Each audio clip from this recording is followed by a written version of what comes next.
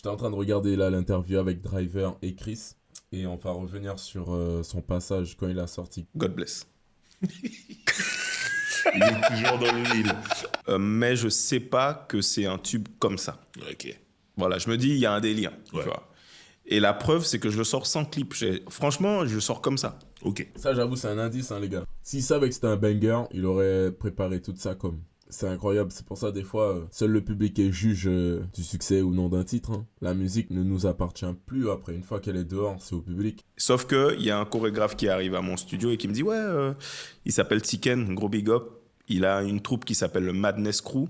Et il me dit, ouais, on fait notre gala annuel. Et parce que je lui fais écouter la maquette, il me dit, je veux que tu chantes ça. Et pour clôturer ton gala, il me dit, oui, t'inquiète. Et donc, il prépare une choré, tout, machin. Et, mais c'est une trentaine de danseurs, hein, par contre. Ok. Gros truc. Donc, j'arrive, j'accepte. Et je vais à ce fameux gala et je chante God Bless.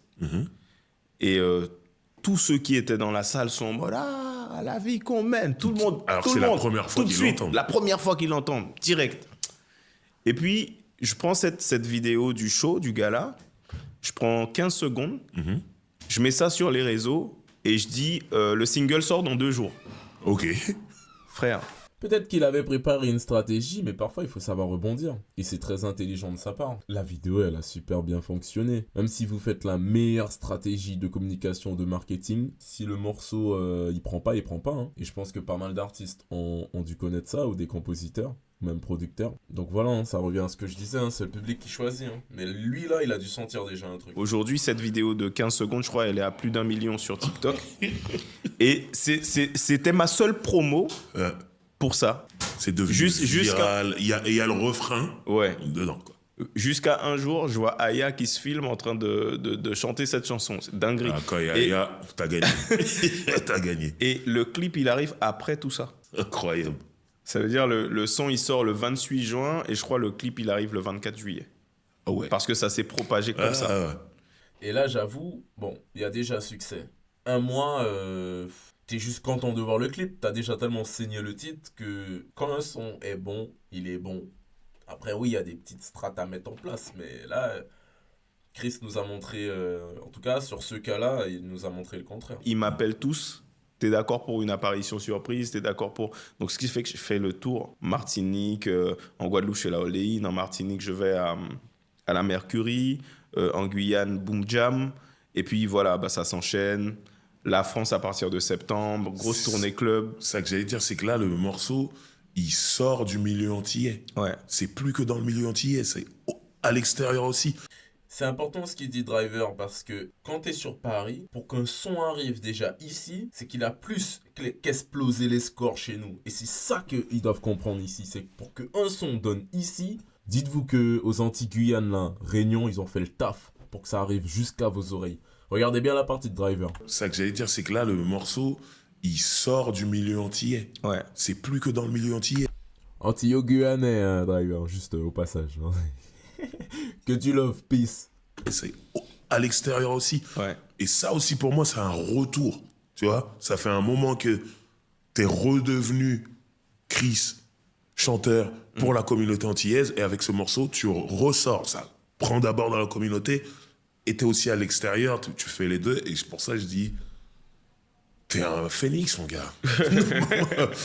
Déjà, il y a des morceaux qui marchent au pays, qui marchent aux Antilles-Guyane sans forcément que ça fasse un hit. Ça, voilà, ça c'est mon avis. Je sais qu'il y a des morceaux qui donnent sans forcément que ça soit des hits. Donc pour que ça devienne un hit en France hexagonale, là, à Paname et tout, les gars, mais posez-vous des questions. C'est qu'il y a eu un espèce de trampoline, il y a eu un rebond, il y a quelque chose qui a fait que ça devienne un hit ici. Donc on est quand même en capacité, aux Antilles-Guyane, la population est capable de porter, surtout aux Antilles. Et aussi, c'est vrai qu'il y a une forte communauté antillaise, guyanaise, en France maintenant. Montpellier, Bordeaux, Toulouse, donc pour propulser le titre, ça aide forcément. Alors que c'est vrai qu'il y a 5-10 ans, c'était un peu plus compliqué. Mais on y arrive. Mais ils doivent prendre conscience de ça, les médias en France. Que si vous entendez un titre des Antilles-Guyane exploser, posez-vous des questions. Il n'a pas juste explosé comme ça, là. On est obligé de parler de l'influence de la musique antillaise dans le rap. Rap avec des guillemets, parce qu'on utilise plein de noms maintenant, musique urbaine ou je sais pas quoi. 2025, j'ai envie de prendre la parole. J'ai envie de savoir qu'est-ce qui cloche, les gars, parce que ça fait 10 ans et j'ai rien contre ces artistes, hein, encore une fois, honneur à eux pour leur taf. Mais les gars, ça va bientôt faire 10 ans qu'on entend toujours parler des mêmes artistes guyanais. Fanny G, Bambi, Janai. Il y a eu Gifta, Ken Vibes, Poplan, ok, et tous les autres. Mais à un niveau de Janai, Bambi ou Fanny G, j'en vois pas. Et ça fait 10 ans. Faudrait qu'on se pose les bonnes questions. Moi, je dis ça, je dis rien. Moi, je veux le bien pour l'industrie musicale des Antilles-Guyane, donc je me pose juste des questions, les gars, sauf si je suis fou, et puis bon, bah, tout se passe bien. Si tout se passe bien, j'ai rien à dire. Hein. Mais voilà, en tout cas, ce débat-là me donne envie de... Il y a des réflexions. Il y a des réflexions qui naissent. Nous, les Antillais, on ne peut pas s'attendre à ce que les gens nous disent « Tenez, on vous donne vos fleurs, on vous donne votre reconnaissance, on vous donne les sous qui vont avec. » Moi, je suis plus c'est comme lui. tout bon cadeau, on est chez les bisounours, etc.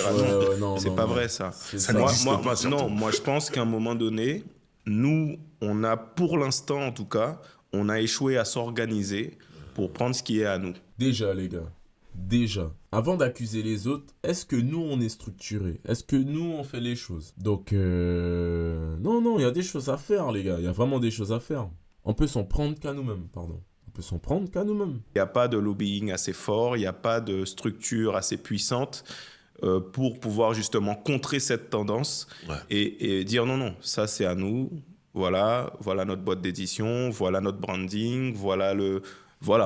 Non, là, il a raison. Va jouer avec la trappe d'Atlanta. Va jouer avec la culture, là, au State de la musique. Ils ont labellisé leur bail, tu vois. Et là, il a totalement raison. C'est le combat que je mène, comme plein d'autres. Mais là, il faut qu'on se structure, les gars. C'est bon, là, en 2025, ça fait 10 ans qu'on a compris comment faire des bons clips, qu'on a compris qu'il fallait faire des albums, des EP. C'est bon. Là, maintenant, passons à un autre step. On pourra s'en vouloir qu'à nous-mêmes, les gars. Trust me. Hein. Donc, c'est à nous de l'imposer. On ne peut pas le demander. Il faut l'imposer. Ouais. Et d'ailleurs, ma vision dans Steport Production, c'est ça. C'est d'avoir un label de production qui fasse jeu égal un jour avec une major, avec la musique caribéenne. Ouais. Step Out a été monté dans cette idée. Le slogan, d'ailleurs, c'est la musique de chez nous pour le monde. Ouais. Et donc, moi, je pense que nous, les Antillais, ok, c'est vrai, cette situation, elle est vraie. On est un peu abusé, je dirais, par Mais l'industrie, c'est à nous de nous imposer. Voilà, s'ils arrivent à le faire et qu'il n'y a pas de conséquences derrière, c'est parce que nous, on n'a pas su... Il y a quelque part où on n'a pas encore trouvé le moyen de faire en sorte que ce qui est à nous puisse nous revenir. Et ça, pour moi, faut qu'on le fasse, c'est tout. Il a totalement raison. S'il y a un problème aujourd'hui, c'est bien que de notre côté, il y a un truc qu'on fait pas bien, ou il y a un truc qu'on n'a pas vu venir, il y a quelque chose il y a un manquement. Et je le rejoins totalement quand il dit que tout ce qu'il vient de dire là, c'est exactement ça. Pareil, Antilles-Guyane, c'est pareil, les gars. On est dans cette transition entre l'underground et le côté plus mainstream, on va dire, plus professionnel. Parce que on remarque bien que là, notre musique, elle plaît au monde. La musique qu'on fait là, aux Antilles-Guyane, en Amérique du Sud, dans la Caraïbe, elle plaît aux gens du monde entier. Donc ça, ok, on le savait, mais le fait que médiatiquement parlant, on en parle. D'autres artistes confirmés reprend les genres musicaux comme le Chata et le Bouillon. Zequin, un rappeur qui a chanté, qui a rappé sur du dancehall. Les gars, faisons pas les aveugles, le truc est en train de venir, parce que d'ailleurs, si vous suivez les débats dans le hip-hop, tout tourne en rond. Le rap là, c'est... Enfin bref, je vais pas me prononcer dessus, mais observez, vous allez voir que ça tourne en rond. Ils sont en recherche de nouvelles sonorités.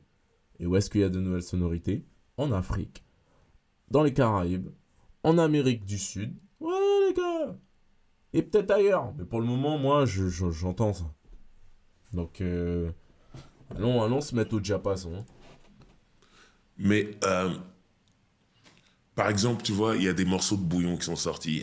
Oui, le NSI, le vendredi, tout ça. Ouais. J'adore cette chanson. Ouais. c'est mes... T'inquiète, nous, on adore Diver. Sœur, Léo Lidji. Big up Léo Lidji, big up à tout le vaudou. Tous ceux qui me connaissent, qui me voient en club tous les week-ends, savent que quand tu passes cette chanson, je crie oui. Ouais. Donc voilà. Qu'est-ce qu'il a manqué pour que cette chanson explose dans l'Hexagone, pas que en club, Et ce qui fait que d'autres gens arrivent et font du bouillon Désolé Driver, je t'ai coupé, mais c'est la partie la plus importante sur quoi que je voulais réagir. Et les gars, c'est un vrai, je vais pas dire le mot, débat. C'est débat. Parce que les gars, j'ai dû repull-up ça parce que j'ai dit non, il faut que je réagisse dessus. Je suis obligé de réagir dessus et il faut qu'on puisse en parler. Je repull-up. Non, c'est bon, on a compris. Je mets la suite. et c'est à un autre niveau commercialement. Alors, qu'est-ce qu'il a manqué en fait à cette chanson? Cette chanson, typiquement, pour moi, elle a explosé. Ouais. Elles étaient au BET. Là, je sais qu'elles vont aux Eurockéennes cette année. Ok, bah pardon déjà. Je retire ce que Et non, mais c'est la famille, c'est pour ça que je connais bien. Ok. Mais c'est vrai que ça aurait pu, vu le succès, Ouais. ça aurait pu aller plus loin. Maintenant, je vais parler du cas Théodora. Ouais. Alors moi, je veux juste revenir sur les cas des ODG, parce que c'est vrai que, et je l'ai dit aussi pour les clips guyanais, dans le dancehall guyanais, le son, ok, maintenant, le son, on sait faire des putains de hits, on sait faire de la bonne musique, mais dans l'image, il faut ramener un contraste. Les gens racontent de la violence, il y a du sexe, drogue, armes, bref, un bon cocktail de films d'action. Mais dans l'image, on a l'impression de vivre un vlog avec vous. On a l'impression que vous êtes en IRL. Et c'est ça qui dérange l'industrie, il faut le dire. Ça dérange l'industrie. Ils vont jamais promouvoir ce genre d'image, de clip. Vous imaginez, moi je les comprends, hein. Sinon c'est la porte ouverte à tout et n'importe quoi, hein. On va clipper avec l'iPhone, tiens le quartier, pap, ça fume, ça boit, ça twerk, ça... Oui, c'est notre culture, mais il faut scénariser tout ça. Il faut mettre un scénario. Il faut rendre ça cinématographique. Il faut rendre ça esthétiquement commerciable. Après, vous faites ce que vous voulez. Encore une fois, je ne suis pas votre père, les gars. Je me dis juste que dans 5 à 10 ans, faut pas qu'on soit encore dans le même bain. C'est pour ça que je prends la parole là. Je me dis, mais ça fait 10 ans que je suis dans cette merde là musicale là. Et ça bouge pas. Ça bouge, hein, oui. Il y a une nouvelle génération d'artistes qui arrivent. Les médias comme Sikeo, encore une fois, nous ont donné la force. Et gros big up flash sur ça. Mais qu'est-ce qui manque, les gars? Qu'est-ce qui manque? Regardez, j'aime pas fait exprès. Regardez les yeux de Driver. Enfin bref. Allez, on continue. Gros big up à Théodora. La musique, elle est à tout le monde. Bien sûr. Mais je vais donner un exemple très concret. Moi qui suis aussi producteur, je regarde un peu les chiffres. Mais c'est pour ça, les gars, les propos de Chris sont intéressants. Enfin, comme tant d'autres, hein, Janai, qui est artiste et producteur, les gars, ils ont d'autres visions. C'est pas juste, ils regardent les vues sur YouTube, ils regardent s'il y a des commentaires. Les gars, ce sont des businessmen. Ils vont analyser ça d'une façon chirurgicale. Tout analyser. Donc, écoutez bien ce qu'il dit, Chris. Moi qui suis aussi producteur, je regarde un peu les chiffres. Et sur God Bless, au bout de 15 jours, 3 semaines d'exploitation, on était sur une tendance de stream. Ouais. Et Théodora, quand elle a sorti son titre, elle était exactement sur les mêmes tendances. Ok. La différence, c'est que quand elle est sortie, il y a eu Combini, il y a eu Quotidien, il y a eu Bouscapé, il y a eu tout ce que tu veux. Les gars, la force de frappe n'est pas équivalente. On peut pas jouer dans la même cour, les gars. Et tant que ces médias-là vont à chaque fois faire des capsules Caraïbes, genre, allez, on parle de nous parce que c'est la tendance. Franchement, les médias, là, mettez-vous bien avec nous. On n'est pas des artistes de seconde zone. On n'est pas juste des marionnettes où vous prenez, puis d'un seul coup, vous faites des zooms par-ci, des zooms par-là, des rubriques caribéennes, des trucs folkloriques. Refaites pas les mêmes bêtises qu'il y a 20 ans, 30 ans en arrière. C'est ça qui m'énerve actuellement. Désolé d'être assez virulent, mais là, il y en a trop. C'en est trop. Il a raison, Chris. Tous les médias se sont emparés du phénomène et ça a été diffusé. Ce qui fait que elle est arrivée à un certain niveau et boum, il y a eu une émulation qui fait qu'aujourd'hui, c'est certifié, etc. L'effet boule de neige. God Bless, avec les mêmes chiffres, il n'y a pas eu les relais. Ouais. Donc voilà un cas très concret. Est-ce que du coup, c'est pas une question de réseau, avoir le réseau? Et je parle déjà pour Chris. Réseau par réseau, donc ça veut dire quoi? Vous regardez pas ce que vous faites. Les gens là, dans les bureaux là, eux, ouais, bien assis, bien au chaud. Non? Vous dites pas, il se passe un truc par-ci, il se passe un truc par-là. Genre, faites des réunions, spécial Caraïbes ou spécial Outre-mer, je sais pas moi. La bande Combini, Brut et toute la clique là. C'est pas chaque fois qu'il y a un événement qu'il faut parler de nous. Parler de nous de manière régulièrement, de manière quotidiennement. C'est là que aussi le public va s'intéresser à nous. Et pas juste, ah, on parle des Antilles-Guyane, ah, on parle de... Non les gars, on fait partie de votre économie. On n'est pas là en train de vous manger, mais là en fait c'est un cas concret. Chris n'avait pas à démarcher. Les radios, les stats, c'est un fait, c'est un buzz. Ça marche. Pourquoi on n'est pas diffusé? C'est ça. Qui t'emmène au Parce niveau que, supérieur. et c'est là où, je pense, en tant que professionnel de la musique antillais, ma plus grosse frustration, elle est là. Moi, je suis contre les revendications, ouais, aidez-nous, les trucs, je déteste ça. Ouais. Par contre, quand les chiffres sont là, Voilà. frère, Faites pas Faut les pas aveugles. les ignorer, les chiffres. Faites pas les Les chiffres, c'est aveugles. les chiffres. c'est juste. Surtout avec notre petit marché en fait. Oh, c'est là où je vais vraiment insister. Hein. Vous devez comprendre qu'on a à peine 2 millions, 2 millions 5. Réunion, Guadeloupe, Martinique, Guyane. On est à peine 2 millions. N'oubliez pas aussi le taux de chômage qui est très élevé. Donc dites-vous pas qu'il y a la moitié qui stream. Hein. Non, non, non. Certes, il y a la diaspora antillo-guyanaise qui vivent sur les départements en France hexagonale. Mais c'est vraiment une force de frappe minime qui a fait écho déjà en France, sur Paname, dans les soirées et tout. Mais on est un petit peuple. Chômage, donc il n'y a pas beaucoup de stream, beaucoup de YouTube, beaucoup de SoundCloud. Donc quand on fait un hit, les médias, là, les gens d'ici, là, à Paname, dites-vous que yo, c'est plus qu'un hit. C'est plus qu'un buzz, c'est que c'est énorme pour nous. Dites-vous que si on fait déjà 100 000 vues, faire 100 000, 200 000 vues pour des artistes en développement, c'est énorme. C'est sous le radar, normalement. Vous devez en prendre conscience que quand un hit pète ici, c'est que aux Antilles-Guyane là et tout là, ils ont charbonné. Il y avait des soldats, ils ont poussé le son. Donc voilà. Juste, c'est pas de la justice, c'est du fair play en fait. Ouais.